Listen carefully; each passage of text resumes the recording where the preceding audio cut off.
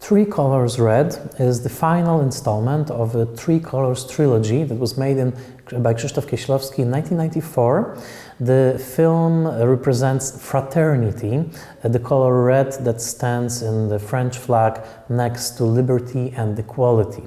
The film stars Irene Jacob, who by this time was pretty much Krzysztof Kieślowski's muse, especially after the role in Double Life of Veronique, and it's a crowning achievement of the trilogy. In terms of international exposure and also awards that it got, it's the most prestigious film that Kieślowski ever made.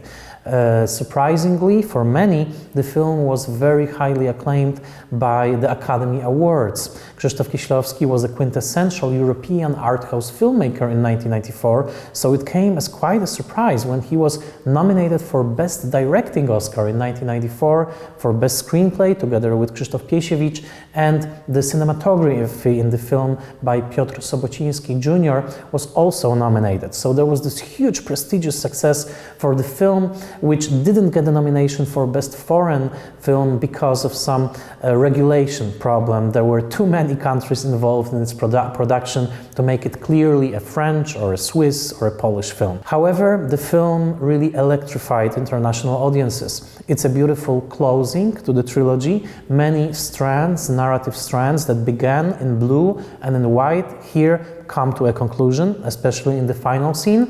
But also, this is a film saturated by the presence of two wonderful actors. Irene Jacob, with all her delicacy but also inner strength, and Jean-Louis Trintignant, who was a true icon of French film, starring, for example, in Claude Lelouch's The Man and a Woman in 1966. He embodied the tradition of European cinema. So here, as a grumpy and potentially dangerous and bitter old judge, as he meets the young idealistic model Valentine, there's a true meeting between experience and youth, between cynicism and hope, that is very representative to moral concerns of both Krzysztof Kieślowski and his co-screenwriter Krzysztof Kieślowski. So there's a wonderful collaboration here at the heart between those two actors that truly stands out after all those years, together with the striking red palette of the film that Piotr Sobociński created.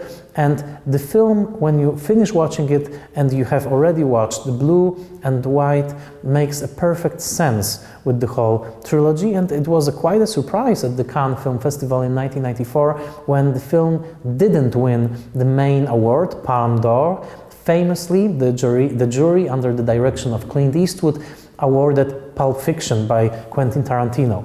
A masterpiece in its own right, but also a representative of a totally different tone in world cinema. There could never be two films as different as Pulp Fiction and Three Colors Red, and they both met at Cannes in 1994.